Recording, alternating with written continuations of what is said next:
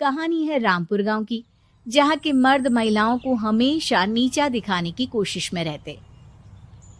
अरे अभी तक खाना नहीं आया, क्या मुझे एक और शादी करने की जरूरत है? नहीं जी नहीं, ऐसा मत करना, वरना मैं कहाँ जाऊंगी। खाना लेकर मैं अभी आई जी। गांव की पंचायत में भी फैसले हमेशा औरतों के खिलाफ ही रहते।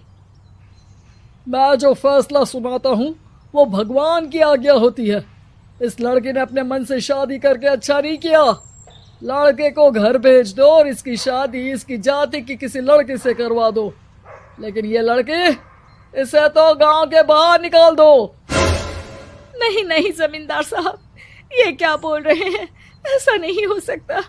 मेरी बेटी मासूम है, इसे अच्छे बुरे की समझ नहीं है। अरे कहाँ जाएगी ये बेचारी? कहाँ जाएगी?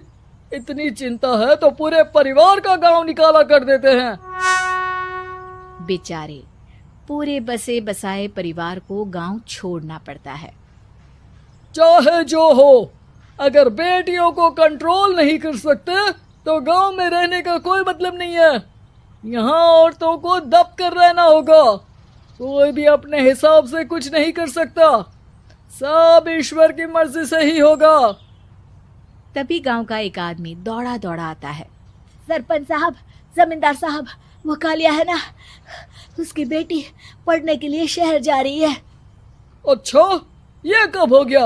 और कालिया की हिम्मत कैसे हो गई ऐसा करने की? लेकर आओ उसे और उसकी बेटी को। बस फिर क्या था, हाजिर हो जाते हैं कालिया और उसकी बेटी सरपंच के सामने। अरे कालिया, ये क्या सुनने में आ रहा है? बेटी को इंजीनियर बना रहा है तू? और ये बता, गांव में तो स्कूल नहीं है, फिर कहां से इतनी क्लास पास कर गई तेरी बेटी? राधा, जो कि कालिया की बेटी है, उसे लगता है कि सरपंच उसकी तारीफ कर रहे हैं। सरपंच जी, मैंने ऑनलाइन पढ़ाई की है, डिस्टेंस लर्निंग से। सभी में मैंने अच्छे नंबर पाए हैं, जिसे देखते हुए शहर की इंजीनियरिंग कॉलेज में मुझे स्कॉलरशिप मिली है। वाह जी वाह, क्या होती है ये? पहले तो ये बताओ, फिर आगे की बात करते हैं। पूरा गांव राधा की बात सुन रहा था और राधा बोलती जा रही थी।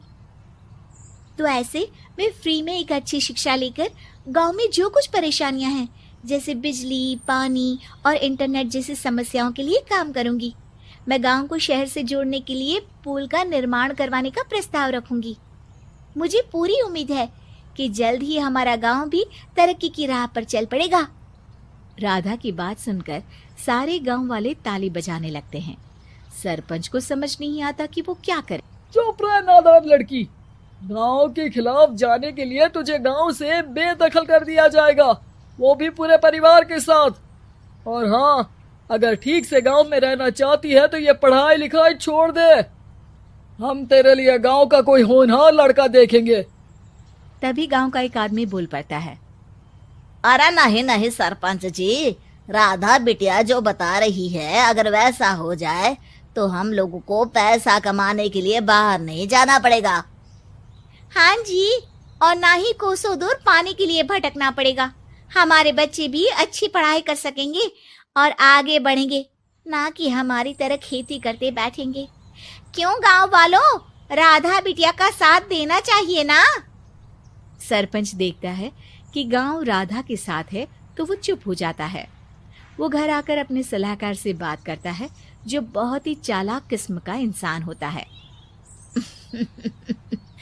अरे सरपंच साहब, आपको बहुत ही होशियारी से काम लेना पड़ेगा।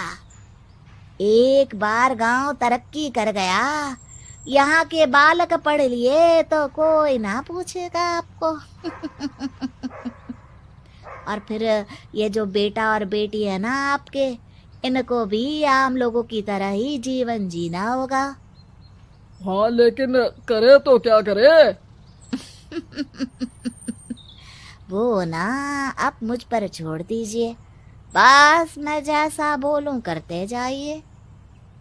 अगले रोज सुबह जब गांव वाले सोकर उठते हैं तो राधा के घर के बाहर और साथ ही वो लोग जिन्होंने राधा का सपोर्ट किया था, उनके घर के आगे लाल रंग से कल आऊंगी लिखा होता है। कल आऊंगी, यह क्या होता है? अरे यह तो खून से लिखा है, लगता है कोई भूत प्रेत या चुड़ैल का साया है। चलो सरपंच जी के पास चलते हैं। सभी सरपंच के पास जाकर उसे सारी बात बताते हैं। अरे ये तो बड़ी मुश्किल की बात है। चलो मैं एक बाबा को जानता हूँ, उन्हें बुला लेता हूँ। सरपंच बाबा को लेकर गांव के घर के बाहर जाता है। ओहो, तो ये वो चुड़ैल है जो उन लोगों को निशाना बनाते हैं जो गांव को बदलने का सपना देखते हैं। वो गांव को ऐसे ही संपन्न देखना चाहती है। वो नहीं चाहती कि कोई बाहरी यहाँ का कायाकल्प करे। क्या तुम लोगों में से किसी ने गांव को बदलने की सोच रखी है? तभी राधा की माँ रोते रोते आती है। मेरी राधा घर से गायब हो गई है।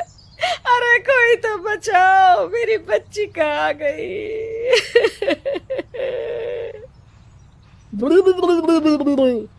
ले गई वो चुड़ैल, तेरी बच्ची को ले गई। अब वो उसे श्रापित करके छोड़ेगी, उस पर चुड़ैल का साया हो जाएगा। तभी बुरी सी हालत में राधा भी वहां आ जाती है। उसके बाल चुड़ैल की तरह फैले होते हैं और कपड़ों में खून लगा होता है। सभी राधा को देखकर डर जाते हैं। माँ, पता नहीं मुझे कौन उठा कर ले गया था। अरे दूर दूर हो जा चुड़ैल, अब हम लोग इस गांव में नहीं रुकेंगे। अरे कैसे बातें कर रहे हैं आप? कल तो आप मेरे भरोसे गांव का हुलिया बदलने, अपने बच्चों को पढ़ाने और तरक्की उन्नति की बात कर रहे थे, तो आज क्या हो गया आपको? ये फिर तुम लोगों को बहकाएगी। ये चुड़ैल गांव में आ चुकी है, ऐसे ही ये तुम्हारे घर के बच्चों को भी ले जाएगी। गांव वाले राधा को गांव से बाहर निकाल देते हैं। उसके माँ बाप रोते रहते हैं, लेकिन गांव वाले नहीं मानते। मैं भी अपनी बहन के साथ गांव के बाहर रहूंगा, लेकिन वो पढ़ाई नहीं छोड़ेगी। वहीं सरपंच के घर पर सलाहकार कहता है। देखा, सांप भी मर गया और लाठी भी नहीं टूटी। लेकिन अगले ही दिन सरपंच के घर के बाहर भी वही शब्द लिखे होते हैं। और फिर सरपंच की बीवी कहती है, हमारी बेटी को किसी ने अगवा कर लिया है।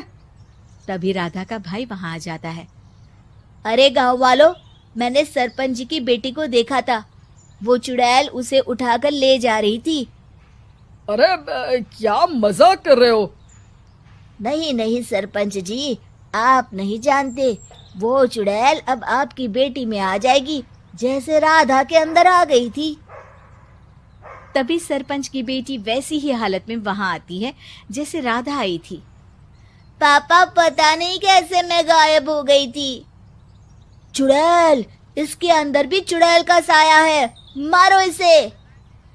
अरे नहीं नहीं, इसे भी राधा के पास गांव के बाहर ही भेज दो। अरे चुप रहो, मेरी बेटी कहीं नहीं जाएगी और चुड़ैल वुड़ैल कुछ नहीं होता है। अरे कैसे बात कर रहे हो सरपंच जी? आप तो बोल रहे थे कि आपका फैसला भगवान का ज्ञान होता है, तो अपने पर बात आई तो अब आप ऐसे बोल रहे हैं। अरे ना ना ना, आपको अपनी बेटी को त्यागना ही होगा। अरे बुलाओ बाबा को। राधा का भाई बाबा को ले आता है, जिसे अब गांव वालों के डर के कारण सच बोलना पड़ता है। मैं कोई बाबा नहीं हूँ, मैं तो मोची था। ये सलाहकार महोदय ने मुझे कहा था एक्टिंग करने को। अब वो मुझे पैसे देने वाले हैं। अब मुझे माफ कर दो। गलती हो गई, मुझे माफ कर दो। तभी वहां राधा आ जाती है। देखा सरपंच जी, जब गांव के बच्चे साक्षर होंगे तो आप जैसे लोगों की चालाकी नहीं चलेगी।